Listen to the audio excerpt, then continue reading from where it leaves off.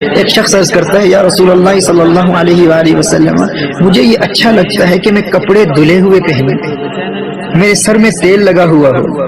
اور میرے جوتے نئے ہوں، اور اسی طرح کئی چیزوں کا ذکر کیا، اور پھر عرض کرتا ہے یا رسول اللہ صلی اللہ علیہ وسلم، کیا یہ چیزیں تکبر ہیں؟ نبی کریم صلی اللہ علیہ وآلہ وسلم نے ارشاد فرمایا نہیں، یہ تو جمال ہے، یہ تو حسن و خوبصورتی ہے، اور بے شک اللہ جل وعلا جمیل ہے اور جمال سے محبت کرتا ہے۔ ہمارا اللہ پیارا ہے، ہمارا اللہ حسین و جمیل ہے اور جمال سے محبت کرتا ہے۔ اللہ اکبر۔ اچھا، یہاں اس بات کی بھی وضاحت کر دوں کہ کچھ نادان علماء اپنے بیانات میں، لیکچرز میں یا کتابوں میں بھی اس حدیث کا ترجمہ کرتے ہوئے کہتے ہیں کہ اللہ خوبصورت ہے اور خوبصورتی کو پسند کرتا ہے۔ یاد رکھیے، اللہ کو خوبصورت نہیں کہا جائے گا، کیوں؟ کیونکہ اللہ جل وعلا صورت سے پاک ہے۔ اللہ کو خوبصورت نہیں کہتے، اللہ کو حسین و جمیل کہتے ہیں۔ وہ حسن والا ہے، جمال والا ہے، وہ حسین و جمیل ہے۔ تو نبی کریم صلی اللہ علیہ وآلہ وسلم نے ارشاد فرمایا بے شک اللہ جمیل ہے اور جمال سے محبت کرتا ہے، لیکن تکبر حق کا انکار کرنا ہے اور لوگوں کو حقیر جاننا ہے۔ اگر کوئی شخص اچھا اور قیمتی لباس پہن کر لوگوں کی تحقیر کرتا ہے، لوگوں کی تذلیل کرتا ہے اور اپنے آپ کو برتر ثابت کرنے کے لیے لوگوں کی توہین کرتا ہے، تو ایسے شخص کے لیے قیمتی لباس پہننا جائز نہیں ہے، کیونکہ وہ متکبر ہے۔ لیکن اگر کوئی اپنے آپ کو ان بری خصلتوں سے محفوظ رکھتے ہوئے اللہ جل وعلا کی نعمتوں کے اظہار کے لیے اچھا لباس پہنتا ہے، تو نبی کریم صلی اللہ علیہ وسلم نے ارشاد فرمایا اللہ جمیل ہے اور جمال کو پسند کرتا ہے۔ سبحان اللہ۔ اور سنن ترمذی کی ایک پیاری حدیث ہے، میرے آقا صلی اللہ علیہ وآلہ وسلم نے ارشاد فرمایا اللہ جل وعلا یہ پسند کرتا ہے کہ وہ اپنے بندے پر اپنی نعمت کا اثر دیکھے۔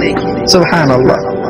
اور اس موقع پر یہ حدیث بھی ذہن میں آ رہی ہے کہ اللہ جل وعلا سے ملاقات کے لیے بہترین لباس سفید لباس ہے۔ سبحان اللہ۔ قبر میں بھی اور مسجد میں بھی، جب انسان قبر میں جاتا ہے تو سفید لباس پہن کر جاتا ہے، اور مسجد میں جو لباس اللہ کو پسند ہے یا نماز کی حالت میں جو لباس اللہ جل وعلا کو سب سے زیادہ پسند ہے وہ سفید ہے۔ تو محترم احبہ، اس جاہلانہ تصور کو ختم کیجئے کہ عبادت کے دوران عمدہ لباس نہیں پہننا چاہیے۔ خذوا زینتکم عند کل مسجد، یہ قرآن کریم کی آیت ہے۔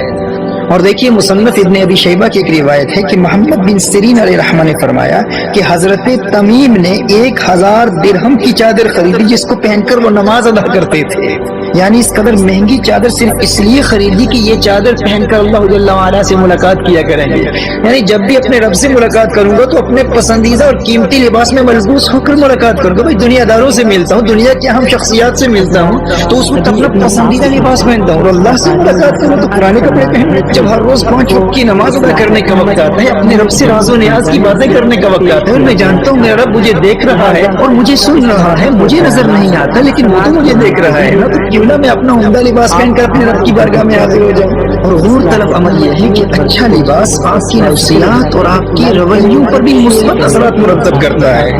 دیکھیے آپ کیجول قسم کے لباس میں ملبوس ہو کر ٹریک سوٹ پہن کر اگر آپ کہیں بیٹھے ہوئے ہیں یا سڑک پر جا رہے ہیں تو آپ ریلیکس ماحول میں بے پرواہ ہو کر چلیں گے، لیکن اگر آپ کوئی عمدہ لباس پہن کر چل رہے ہیں تو آپ کے بیٹھنے کا انداز بدل جائے گا، آپ کی چال بدل جائے گی، آپ کے چلنے کا طریقہ بدل جائے گا، آپ کی باڈی لینگویج بدل جائے گی۔ آپ محسوس کریں گے کہ اس قیمتی اور مہذب لباس کا تقاضا یہ ہے کہ آپ کا بیہیویئر بھی انتہائی خوبصورت اور مہذب ہونا چاہیے،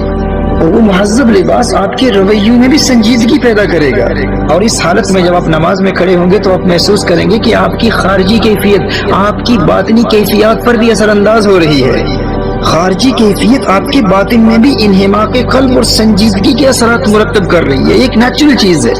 ایک نیچرل فینومینا ہے۔ آپ کا اچھا لباس آپ کے رویوں پر بھی مثبت اثرات مرتب کرتا ہے، آپ کا بیہیویئر بدل جاتا ہے، آپ کی باڈی لینگویج بدل جاتی ہے۔ لیکن جیسے میں نے پہلے کہا تھا کہ یہ اسی کے لیے ہے جسے اس بات کا یقین ہو کہ میرا رب موجود بھی ہے اور مجھے دیکھ بھی رہا ہے، مجھے سن بھی رہا ہے۔ جیسے کوئی اسکائپ پر بیٹھا ہوا ہے اور کسی سے باتیں کر رہا ہے، لیکن جس سے وہ باتیں کر رہا ہے وہ نظر بھی نہیں آ رہا اور اس کی آواز بھی اسے سنائی نہیں دے رہی، لیکن اسکائپ کی اس جانب سے باتیں کرنے والا یہ یقین رکھتا ہے اور اسے اعتقاد جازم حاصل ہے کہ اس جانب کوئی موجود ہے، دیکھ بھی رہا ہے اور سن بھی رہا ہے۔ لیکن جسے اس بات کا یقین ہی نہیں کہ کوئی اس جانب موجود بھی ہے یا نہیں، دیکھ رہا ہے یا نہیں، سن رہا ہے یا نہیں، مجھے فرق نہیں پڑتا، بھائی میں تو اس طرف سے باتیں کر رہا ہوں، مجھے اس بات کا کیا فرق پڑتا ہے ادھر کوئی ہو یا نہ ہو، میں تو باتیں کر رہا ہوں نا، اور میں وقتاً فوقتاً باتیں کرتا رہوں گا، اور اسے اس بات کا یقین ہی نہیں ہے کہ اس جانب کوئی ہے بھی یا نہیں۔ تو بتائیے ایسے شخص کی باتوں کی کیا مقصدیت اور معنویت باقی رہتی ہے؟ اور وہ جب اس بے یقینی کے عالم میں باتیں کرے گا تو اس سے کس قدر قلبی حضوری حاصل ہوگی، اور کس محبت سے بات کرے گا جب اسے یقین ہی نہیں ہے کہ ادھر کوئی ہے بھی یا نہیں۔ آپ بات سمجھ رہے ہیں نا میرے دوستو؟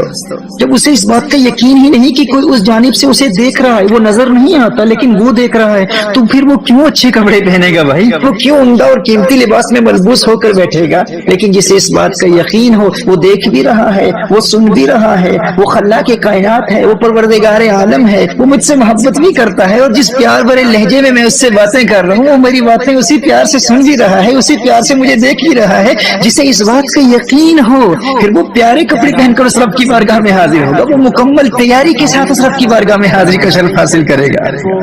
اور عبادت کے لیے میرے آقا صلی اللہ علیہ وآلہ وسلم نے یہی حکم دیا ہے نا کہ اس بارگاہ کے ادب کا تقاضا یہ ہے کہ تم اس بارگاہ میں حاضری کا شرف یوں حاصل کرو گویا کہ تم اسے دیکھ رہے ہو، اور اگر یہ کیفیت حاصل نہیں کر پاتے تو کم از کم یہ یقین تو ضروری